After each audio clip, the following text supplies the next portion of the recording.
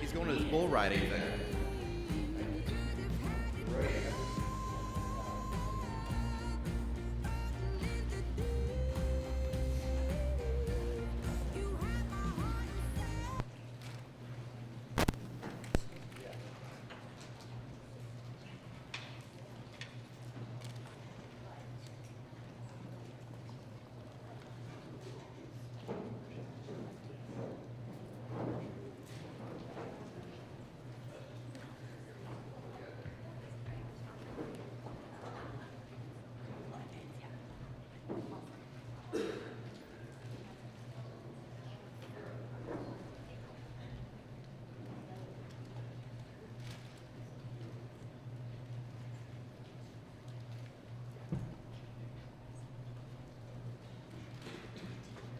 I've never seen 80 real estate people be this quiet.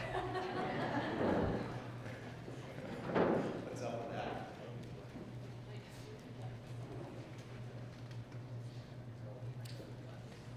All right, so let's get started with our agent panel. Thrilled, thank you for your participation. Laura, as everybody knows, is awesome with details and prompted me with a few questions here. And true to form, I'll probably add to it a little bit too. So, nonetheless, love to introduce our agent panel: Richard Lewis from Jackson Hole, Wyoming; Martha Johnson from Big Sky, Montana; Karen Baldwin from call you Los Angeles. Fair? Okay, fair enough. And Betsy Stettinius, Mike finally got it right, from the DC marketplace. So, welcome. And the common denominator, actually, and I don't think this is intentionally by design, or was by design, but we've done multiple auctions with all of you. So Richard, at least two, right? Two big ones. Three?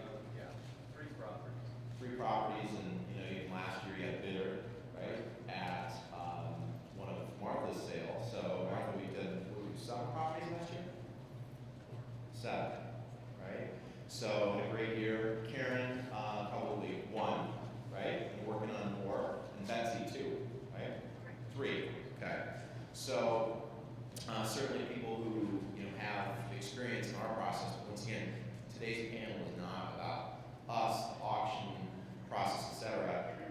But I think these are 4 people who are very successful in their respective markets. And I think in particular, I've watched all of them adapt, right, to changing circumstances and market conditions, business partners, brokerages.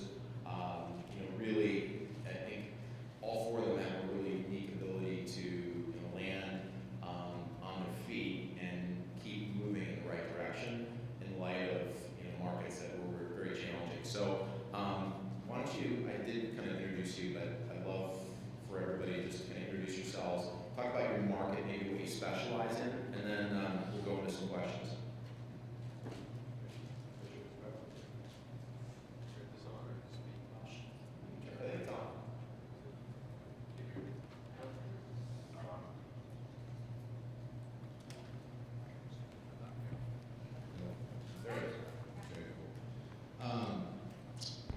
Yeah, my name is Richard Lewis, as everybody knows in the introduction, but my wife and I, we have a real estate team in Jackson Hole. It's a dynamic market, it's a destination market, as everybody knows, and it's definitely a high-end market. The market itself, on average, I think average sale price is probably somewhere around 1.2 to 1.4 million. We have listings currently listed and listings that are sold in excess of 100 million. Those aren't the common denominator, but it can go up to that point. Listings in the price range of anywhere from $4 to $10 million are fairly common now, and that market is gaining lots of strength. Our market is unique in the aspect as we have a scarcity. 97% of our entire county is all public lands, and at least 3%, and once you take what's been already developed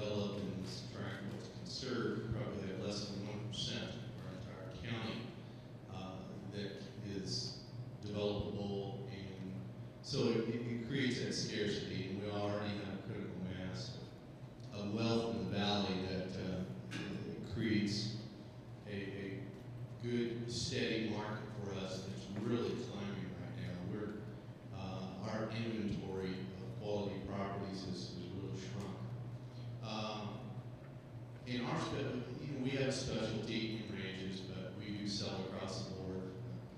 The high-end residential within the Jackson Hole area. We also sell high-end ranges in three states: Montana, Idaho, and Wyoming. So we cover the gamut, and really love concierge options, and found it an incredible arrow in our quiver going forward. And Richard does get credit for putting us on the map in the Rockies. You know, this first sale was in September of '09 in just outside Jackson. And this year we had 21 assignments in the Rocky Mountains. This year we sold 20 to 21. And you know, Richard, I can't thank you enough. So you're actually the reason for that. So thanks. Good morning. My name is Martha Johnson, and I'm from Big Sky, Montana. My husband Scott and I have a real estate firm, which we started about 11 years ago and transitioned our partnership just recently this summer. We have chosen to focus on more of luxury boutique style. We're a small firm, locals. Everyone's has deep relationships in the community, and our community is unique. It's an emerging community. Our goals are things like nonstop flights into Bozeman, which we have a new one from Newark, New Jersey, which has opened up the whole segment of the Northeast for us. Atlanta is a nonstop. We do have Las Vegas nonstop twice a week, but it didn't line with the conference dates, so we're just slow up to China to get here.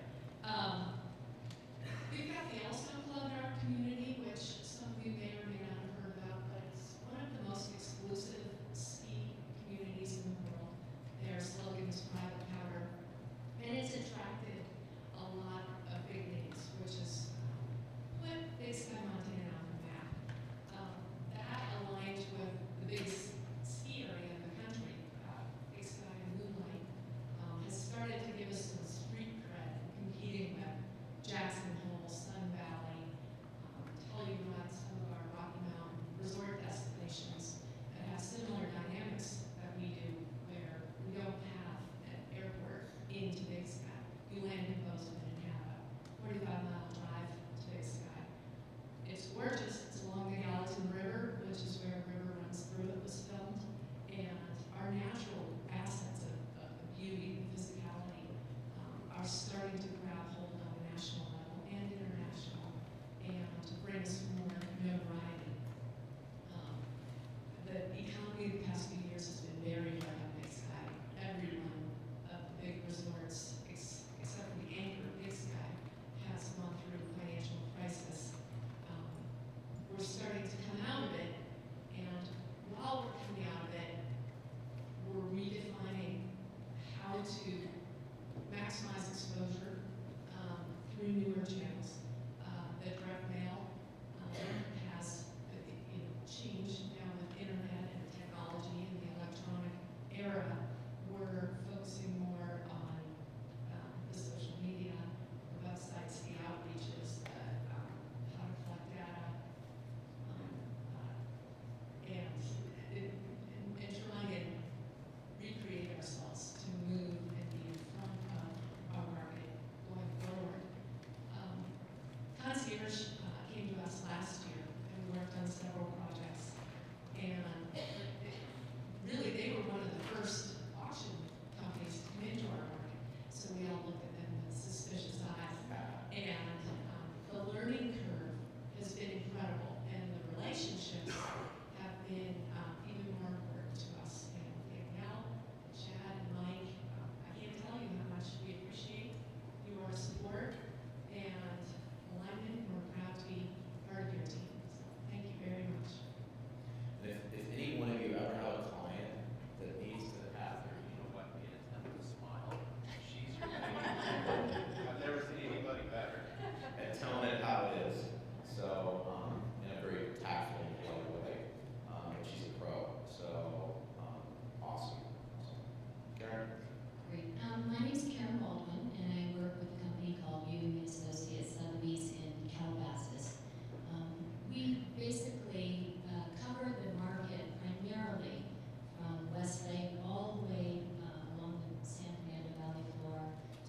Studio City and beyond to Pasadena and the other areas as well.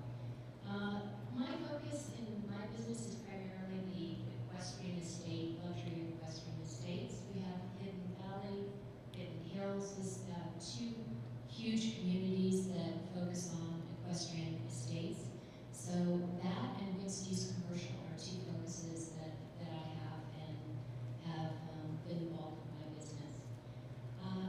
We came to a point, as most of us have, where the luxury estate industry just came to a screeching halt. So our company, yes, Union Associates is very innovative, and we were brainstorming how can we move this market, what can we do, and that's how concierge came into the forefront of our minds, and we started to investigate what is actually an ancient methodology with auctioning, and we investigated it, mulled it over in our heads, and we're so happy that we formed an alliance. We've had a successful auction. We have many more that we're hoping to do, and we feel very fortunate to be aligned.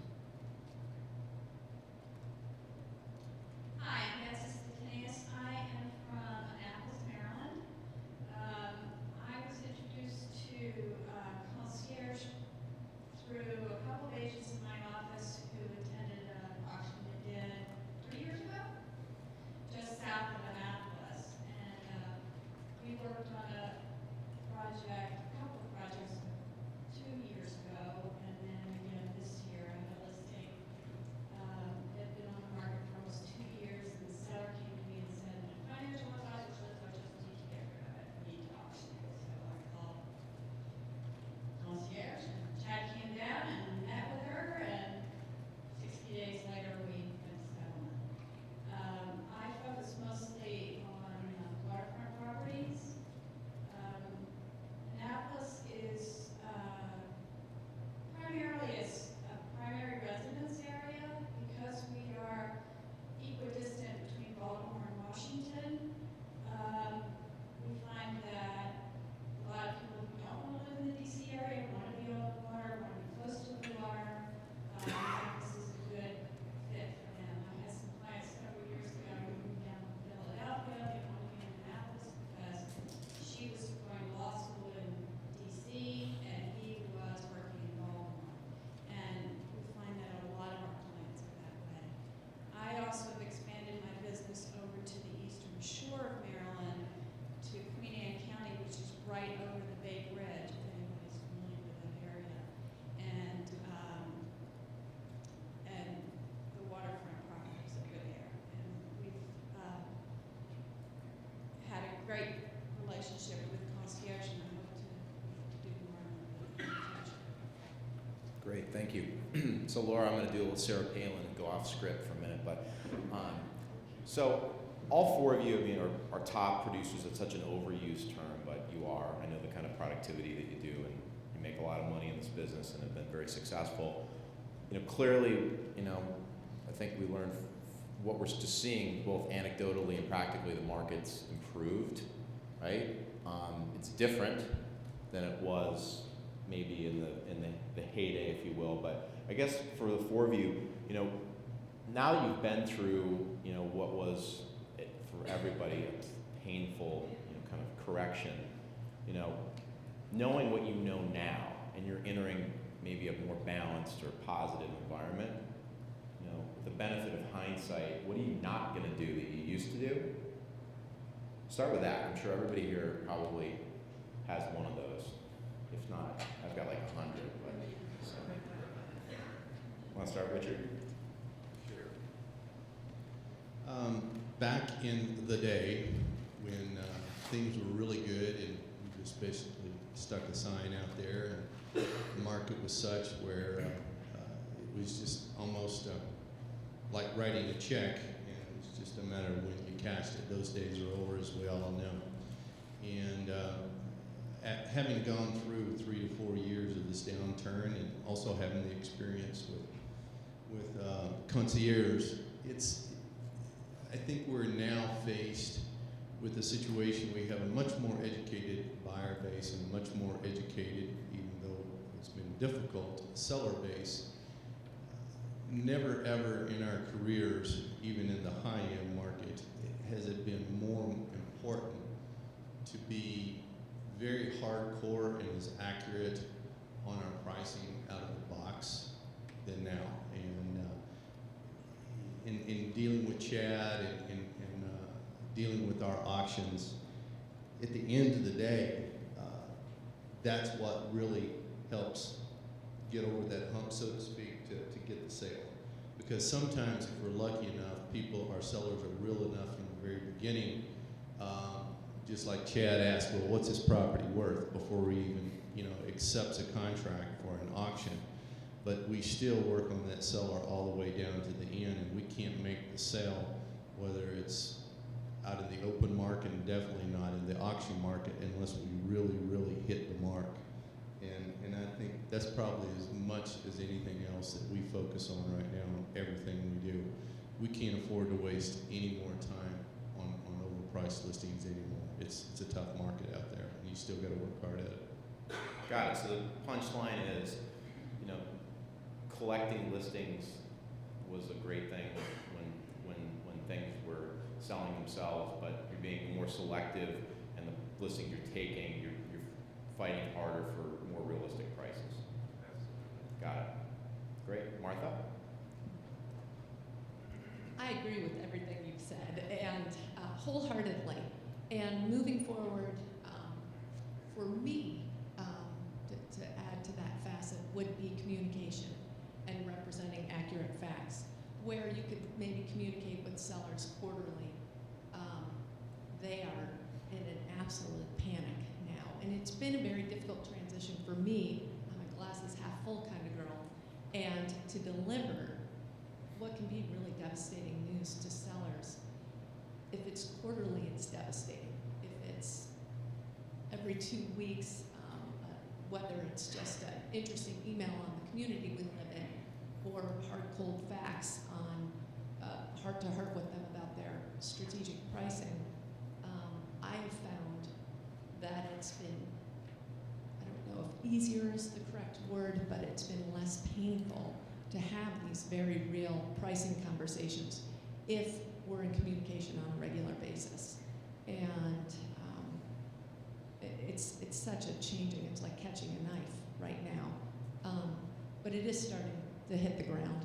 And so the news, there is a little more positive spin on the news, but it has been for me communication on a much more regular basis with those sellers, to keep a comfort level and to keep the panic from truly setting in. Interesting. Very interesting. Karen? Well, for me, there was a personal correction and a professional correction.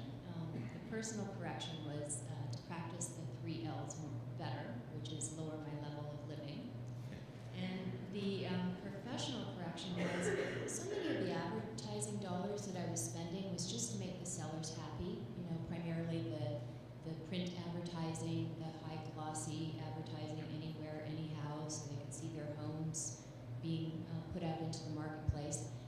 It's so not necessary, and it's so ineffective, and I think we probably all agree on that our dollars, our time, our energy, our focus is better spent with internet marketing and things that are actually more cost effective. So I have made some great strides with correction. Well, I have to say ditto to everybody here, but particularly I think what Richard said about taking over price listings. Gone are the days where you could just take a number out of the sky, slap it on the house, and it goes out the door in 30 days. We have to set the expectations right up front, and walk away from a listing if it's overpriced, because that's, as Karen says, that's money out. That's just burning money. It's like racing a sailboat. It's standing in the shower tearing up $1,000 bills. So just being more communicative and being more discerning about pricing on properties. Great. I guess a question that I have for especially probably at least 3, well, actually all of you. You have listings that are second, third home types of transactions. How are you reaching those buyers away from just having the listing inventory, which those of us who came out of the brokerage business, and that was the key, right? You list, list. But how are you reaching out of market buyers?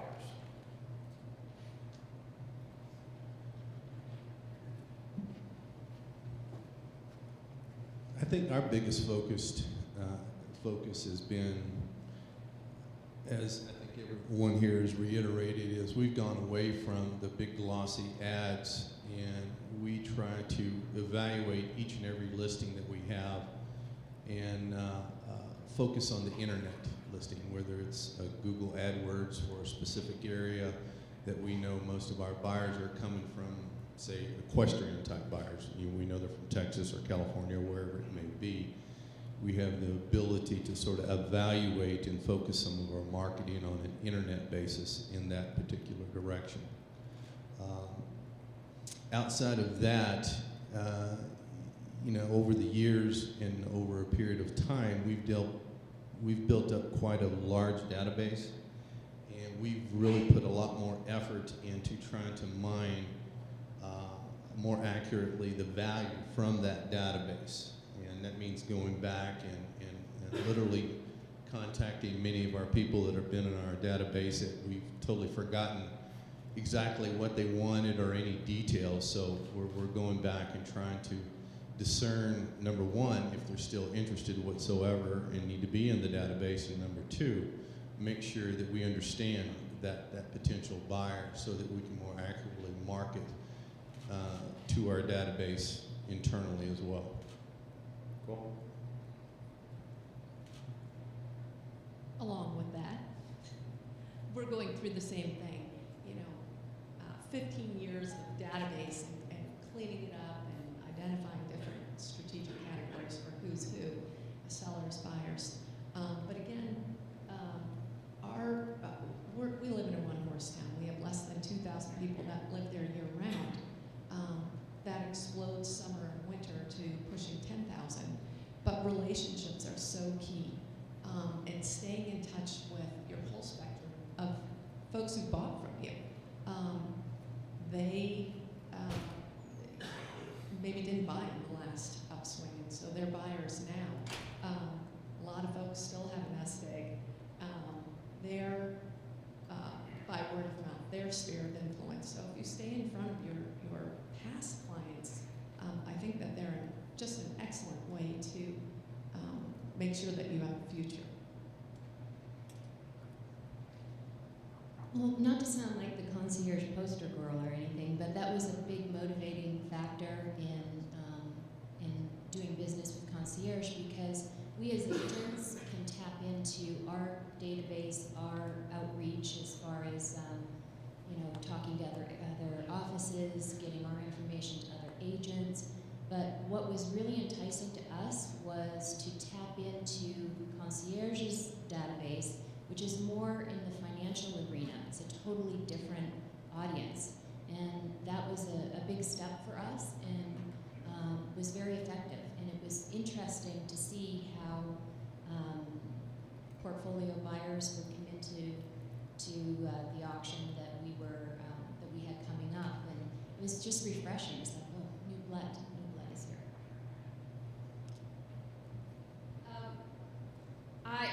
Again, I'm at the tail end here, but most of what everybody said holds true.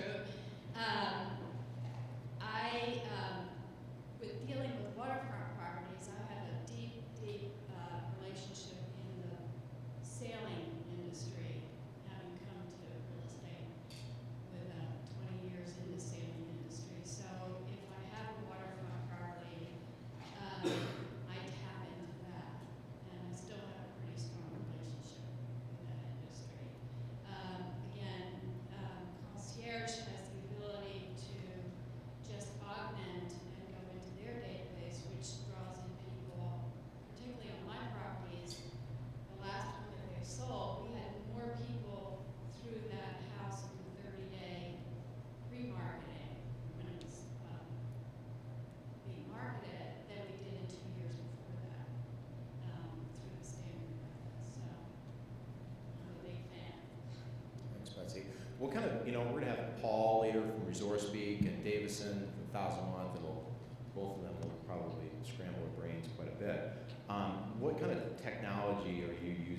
was talking about your database. You know, what are you using? How are you keeping it organized? We are using Top Producer, which is probably the most popular software program for managing your database, I think, for realtors.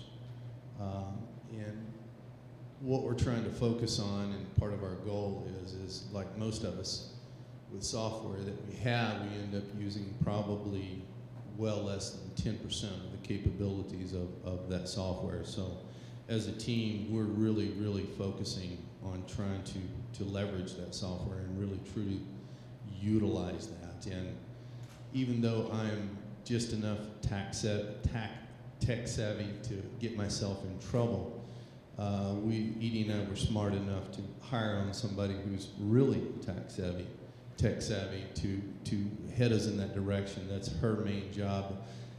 Because at the end of the day, what I do best is out there in front of buyers and sellers, and that's what I want to focus on. You know, we are utilizing the social media. We're trying to up our game with YouTube, obviously Facebook, LinkedIn.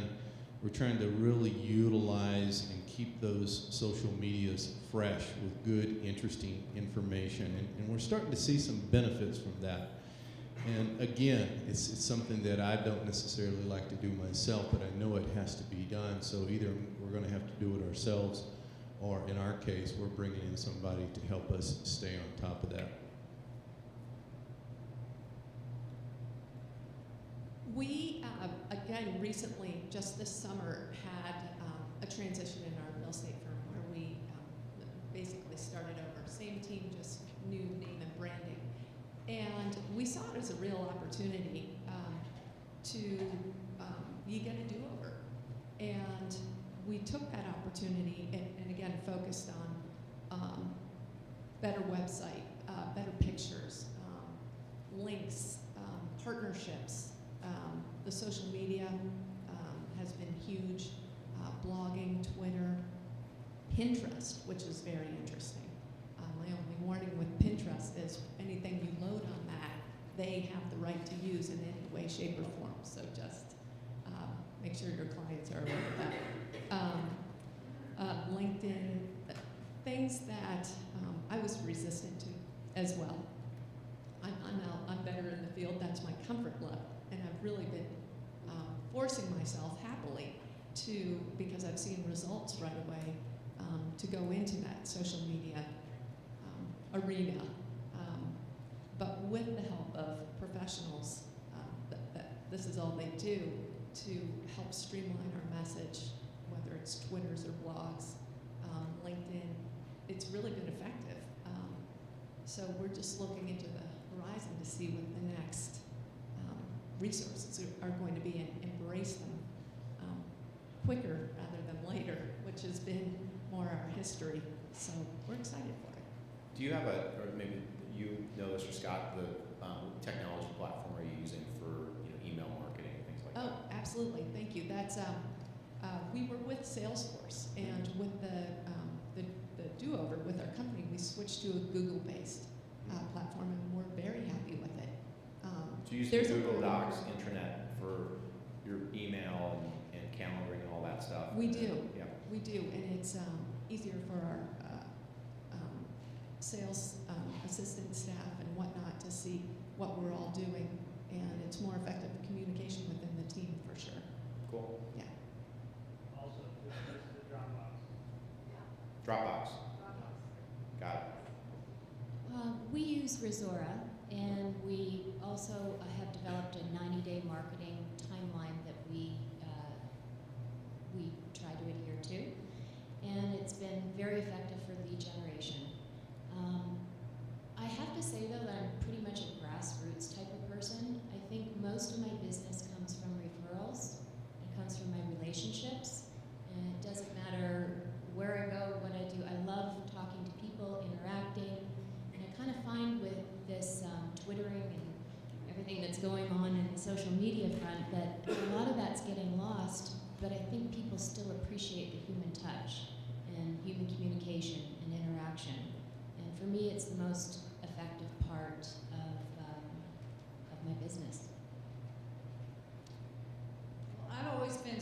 a shoebox kind of person. So going forward, I am developing more of an online way to do mass production kind of stuff. But I definitely more of a people person and do personal contacts, and I pick up the phone and call people or send personal emails, and need to get out of the shoebox a little more probably. So interestingly, from a brand or presence perspective, Richard's with a Christie's affiliate, Martha's an independent, Karen is a Sotheby's affiliate, and Betsy's a Coldwell Banker affiliate. So you've got a full spectrum here, from somebody who's a boutique, independent company, to luxury brands, and then the biggest brand in residential real estate. How do you stay relevant, in terms of your peers? Do you connect with people, within the firm, within the brand? How do you, network? It's such an overused term, but how do you, do that in terms of, communicating with your peers and/or generating referrals and things like that? One of the things that I really, truly enjoy the most about this business is the networking. Years ago, we helped bring Sotheby's International Realty into Jackson. We're now affiliated with Christie's International Realty, and I've always made it a point to go to conferences and try to connect up face to face with as many of our peers as possible. You can send emails all day long, but when you go to these conferences and you have a chance to connect with people face to face, they're going to remember you more. And over a period of time, that networking, and I'm fortunate to be a part of a network like a Christie's, which is not unlike Sotheby's, and they're already established at so many different locations, and the brands are strong, and the ability to go out and make those network connections has proved huge with our business. And I can click off a number of sales that I go to a conference, and then within 6 to 8 months, they've either picked up another new potential listing or new potential buyer, and it just keeps it going. And along those same lines, I think the strategic partnership or relationship that we've created with concierge is exciting in and of itself, and it's derived from this period of your guys' timing is impeccable. I looked at your stats; it goes from 2008 to current. That happens to match perfectly with the timing in our downturn in our market. Well, all of us here have either been directly or indirectly involved in an auction process. So that in and of itself says that we all are out of the box type thinkers. And that's kind of exciting. And I look at what Concierge has done. I look at 30,000 visits a month. I look at the database that you guys have created. That's exciting. Chad, you and I sit down and talk about, the preferred agents and all the opportunities that presents for us. And, Edie and I and our team, we sit down and, we think about, all right, how do we leverage our past successes with Concierge with regard to the auctions we've had? We've accumulated a lot of extra additional buyers, viable buyers at that. And then how do we take this relationship, or strategic relationship that we have with concierge, and how do we integrate it and create new opportunities going forward? So the networking and the out-of-the-box thinking, I think, are key things for us going forward in creating new business and more business in this environment, which is quite different than I think it's going to continue to be different from here on for the rest of our careers.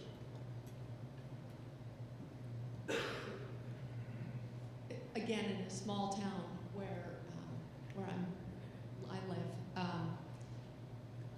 kind of the neat thing about it is that the real estate community, 9 to 5, most of us are competitors, but after 5, they're some of my dearest friends, and I value their opinions in real estate, we try and get together just for a cup of coffee or a martini and compare notes on what the market's doing and what our matrices look like. We recently, Gallatin Association of Realtors just came to our whole constituency and asked if they could lower our dues if they cut all of the continuing ed, and we just did it online. And there was an overwhelming response of absolutely not. We'll keep our dues where they are because people wanted to be together, have the FaceTime in a room. For us, it connects us to the Bozeman real estate community. That's where all the classes are. And we wanted that. We wanted the opportunity. Like you said, it's not just an email, it's the FaceTime, it's the personalities, it's those relationships that are near and dear. Some of my mentors have been with Sotheby's Blantoke and Guy Charlie Callender, who's with the Yellowstone Club in Big Sky, and it definitely relationships cross company lines. It's we're all in the same industry, pulling for the same goals, and they're very important. The culture in the company that I work with, it's very friendly. We all really like each other. There's probably about 60 agents in my particular office, and we have 2 additional offices. We all get along, and we also identify that one agent is going to be better at something at a certain particular niche than another agent. Mine is mixed-use commercial. The types of properties I've represented have been at a fly fishing resort in Montana, actually, wedding facilities, camps, things like that. So when an agent in my office has a listing that kind of would fall within my expertise, they'll come to me and say, would you co-list this with me? And vice versa, I'll do the same with them. The whole thrust or the whole intention is to do the highest and best job as a company for our clients. And the relationships within my own company is as important as the relationships I develop outside of the company for business. The Caldwell Banker Network around the Baltimore, Washington area is very closely connected, and so we, on a weekly, even daily basis, do communicate with all the offices in the area. The office I work out of is the highest producing office in the Mid-Atlantic, and over the years I've established a relationship with a broker over in Talbot County on the Eastern Shore that has a 56% market share, and I did 4 transactions with them this year by referring clients to them, or they refer clients back to me. So I think for me, it's very important to keep those personal relationships with everybody in the big circle that I work in. One comment or observation, and I think we have a unique perspective in this regard, doing business in the markets in terms of just the scope of the markets we serve and the price point. I think everybody here would be shocked at how small that universe of buyers really is. And I could go back through 50 properties this year, and if the buyer, ultimate winning bidder, wasn't somebody we had interaction with before, at least a bidder or 2 came from people we had interaction with. And we came people from Scottsdale. The bidder actually was the second highest bidder in Jackson Hole. We just sold property in Brentwood, and our third highest bidder was somebody who was a bidder at Teton Valley Ranch 3 years ago. We sold the property in Telluride this year, highest priced in that market in 2 years, second highest in 10 years. The buyer came out of a Kauai sale that we had conducted in March and was the second highest bidder. And so one of the things I would encourage everybody, certainly when you have time, look at the preferred agent section that we've launched today, but take advantage of that network. It's free, we're not looking for anything from it, and the networking that is there is unbelievable, and almost everybody in this room, you actually have a buyer you don't even realize for somebody's listing. It's unbelievable actually how much that exists. And I think that's low-hanging fruit for everybody here in terms of, you know, incremental business. And, you know, so I would encourage you to pay attention to that. It's a big opportunity for sure. Laura, how are we doing on time? Good, we have about 10 minutes until let's get warmed up. Great. So, you know, once again, I think we'll have some really thought-provoking topics from our speakers this afternoon. But predictions, right? So, Richard, where's the business going, right? What's going to be the biggest kind of change that's going to unfold over the next 2 to 3 years, in your opinion, and how are you going to deal with it?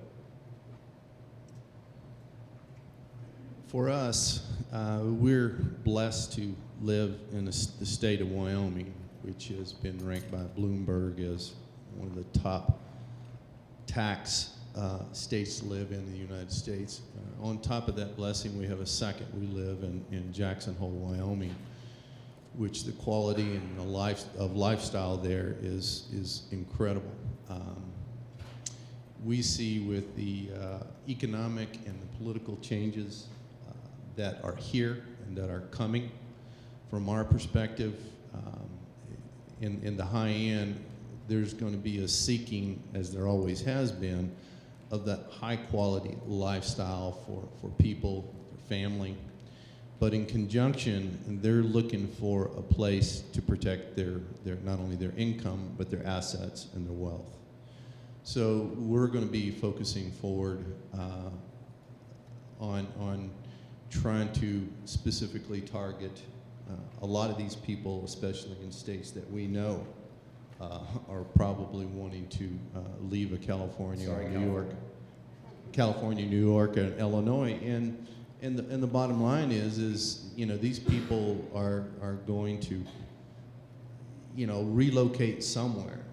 And the key again is going back to networking and networking with our cohorts in those states to make sure they just don't leave there without a referral fee or something of that nature. So we're going to work on that networking and work on that particular sector of people that we know are going to be seeking that tax refuge, if you will, in coming to Jackson Hole. Can I tell them what you're thinking about doing? Is that okay? No, we'd like to unveil that a little. Got a couple of competitors in the room. But thank you very much. He's got a good idea, you guys. Let's see. No one else from here is from Montana, so you're okay. We consider these guys competitors. But the referral network sounds great. We have state income tax, but we don't have sales tax, which is very interesting. How does that translate to real estate sales? What we're not seeing much of that, but what we are seeing is recession fatigue, where our buyers who've been in our database for the past couple of years have been circling. They're maximizing their dollar by coming into the market now, and I think in the next couple of years, and getting the best value, but lifestyle. They're getting themselves out of that Wall Street rat race. Sorry, Ben. But you're a big client base for us, and they can focus on each other. They can sit at a table and have a spaghetti dinner after an exhausting day of great skiing. We're not a Vail or an Aspen. We have a movie theater that opened a year ago, and we're super psyched about that. But so for folks seeking out Big Sky, their lifestyle is very important to them, and slowing down the pace and reconnecting with their spouse, their significant other, their children, their friends, and family, and that's what we can deliver beautifully over and over again. And that aligned with the recession fatigue and the value that their dollar is getting right now. We're really focusing on that message. Interesting. Karen, before you go to that question, specific question, you know, everyone is talking about what a mess California is fiscally and taxes, and, you know, is that reality? Is that coming home to roost in terms of what's going on in the market? To a certain degree, yes. But when you think of the west side, for instance, Beverly Hills, Bel Air, that represents a bit of a microcosm that's to a certain degree impervious to what's going on around it. So the market is always strong, much like I would think Manhattan is. You know, it's always going to be a desirable area, and people are always going to want to live there. The outlying areas, for instance, San Fernando Valley Floor, in and around Los Angeles County, the upswing is going to be slow and steady, you know, as we've all come to learn, especially with the talk this morning. It's not going to be like we're going to soar up to market high prices again. So I think the approach has to be a little similar too.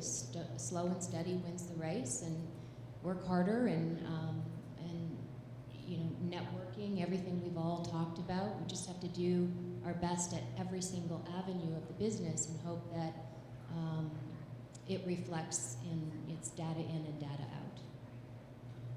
Betsy, you're, you know, in a market where I would say, once again, we had the good fortune of doing business in a lot of places, and it seems like the DC market's kind of like Silicon Valley. It's there's jobs, there's, you know, what is that true?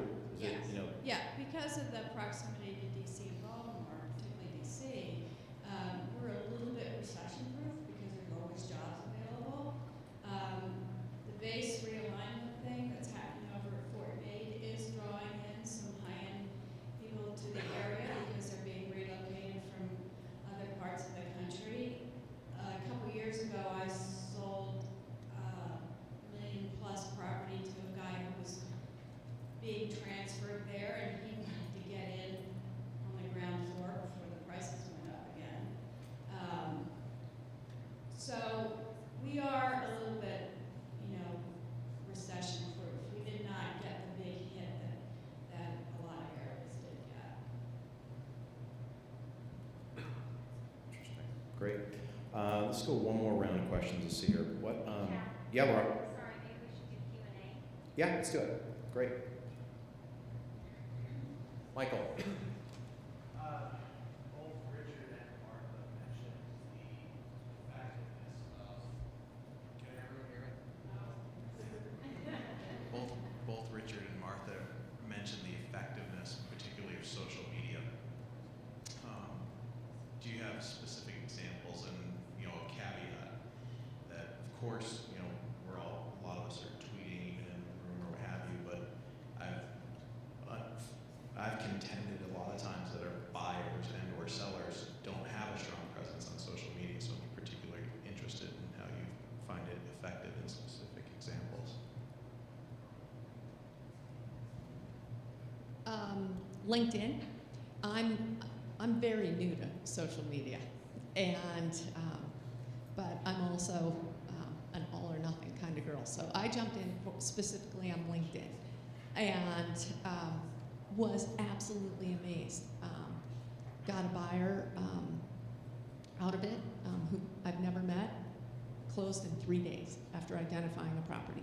His son was moving to Big Sky for the winter and needed a property.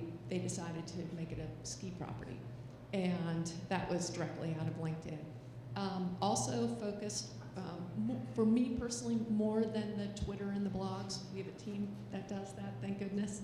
The Zillow, the Trulia, the Estate Link, and just getting a lot of details, pictures, information through those networks, and we've reaped the rewards with buyers calling in and sellers. So we've had success, and it's recent success.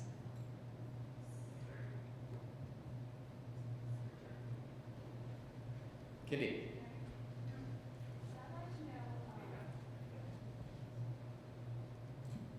If you could share with us some of the conversations that you have when you determine whether a home is going to be auctioned or just a standard sale. What's the criteria that you use, and what are some of the conversations that you have with clients?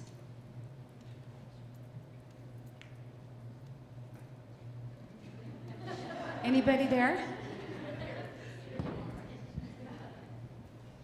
It used to be death, divorce, and debt, right? But it's changing. Well, the first property that we actually didn't sell it, but that Concierge came to work on was a big waterfront property on the Niagara River, and I had it on the market for a year, and I think we had 3 showings. And then I was having a conversation with the seller. Well, the seller died, and so then it went into his estate, and I was having a conversation with his son, and I suggested that Concierge might be a good avenue to market this property because it was thinking outside the box and it could expand marketing, and so they met with them and we did work on that. The one that I just recently sold, had on the market for on and off for a couple of years. This was the second year into it, and the seller came to me and said, my financial advisor says I need to get rid of this property. They suggested we auction it. I said, let's call Concierge. Cool. So that's how it happened. Richard? I think we've all dealt with the stigma. I know Concierge has, and Concierge has done a good job at overcoming that stigma as a case of a last resort, and I think we've all had it in our mind as well.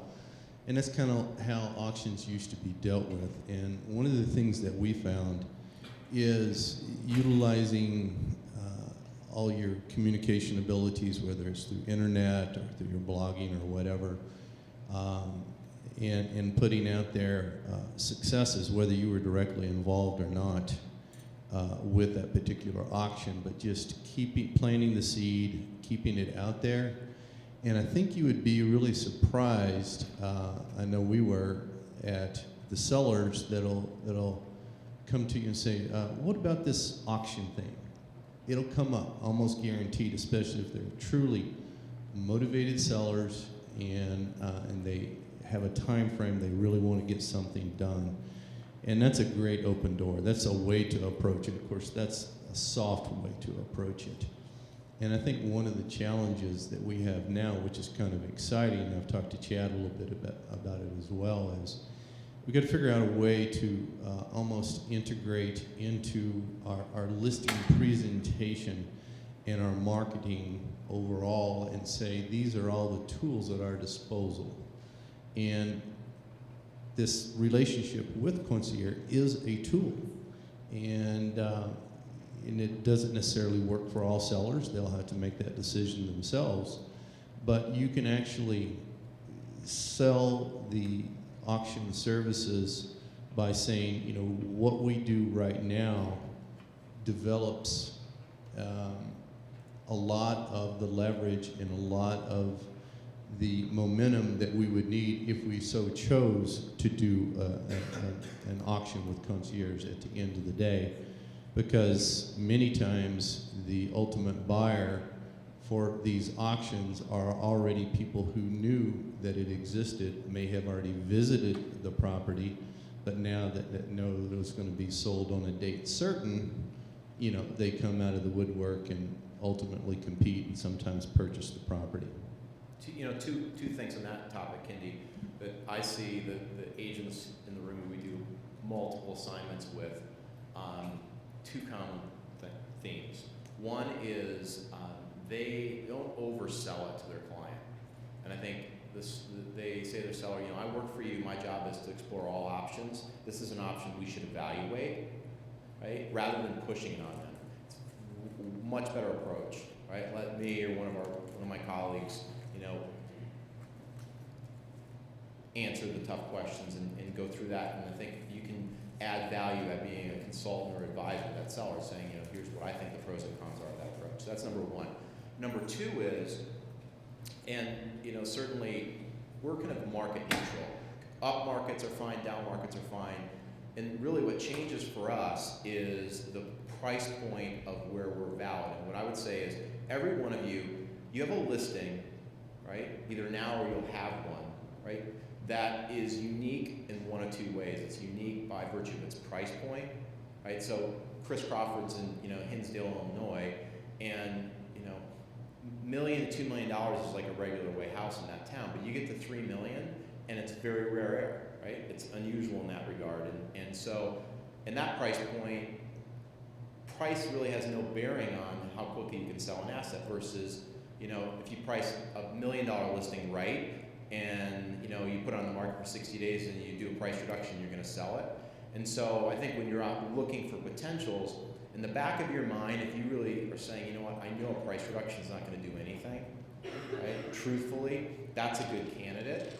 And where I think the auction process is probably a better approach than trying to chase down the market and compete against yourself by doing price reductions when the price has no bearing on how marketable that asset is. It's just, it's a smaller pool of potential buyers, and you need to have a strategy to get more of them there at once, right? So I think those are the two things that we see consistently are great ways to introduce it. And I think also, Richard's really good at this.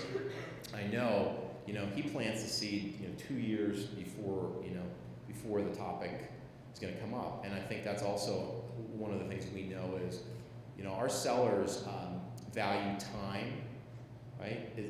Ultimately, that's when you have a seller that says, you know, this property that I own is holding me back from doing something I want to do. Buy a new house, move to Montana to pay no sales tax, you know, whatever they want to do, right? And that asset is holding them back, right? And that's when I think that also is a time to introduce that, when they truly tell you that their motivation is there's a need, and it's usually not financial, by the way, right? It's usually time. Yes, Margaret. Austin, Texas. So I'll try to call out geographies too so people know. So Margaret's from Austin. I'd like to ask the panel, how do you get the local realtor community to embrace the auction? Because we had one, Chad will elaborate on it. It was very difficult to get the response from the local community. We had 22 showings on our pre-auction. Only 3 were represented. Great. Martha, you want to take that one? We have found, I think, most communities, I think, have niches. Firms have their individual niches. And so I'd probably focus on the niche firm that matches the property you're selling. Of course, you introduce it to the rest of the community, but you're right, it's kind of a rare bird that will show up and support you on that because it's out of their comfort level of what they're used to representing. I think it's wonderful working with concierge. You know, Danielle went around and met with all of the firms specifically to kind of take that edge off an auction, because in our community it was a new experience. Serena's doing the same thing right now, and the FaceTime, again, getting off the email, getting off the social media and going face to face or on the phone, I think is very effective. And the commissions, making sure that they know they're protected on the commissions through the process and that their clients are their clients. They stay with the agent. Just the education process has seemed to be effective from our experiences. It's easier the second time, too, I promise. Any other questions? Group? No? All right, great. Thanks, everybody. Appreciate it. So we're going to take 5, Laura, 5 minutes. Is everyone okay to go through to Morgan, or do y'all want 5 minutes? 5 minutes. 5 minutes.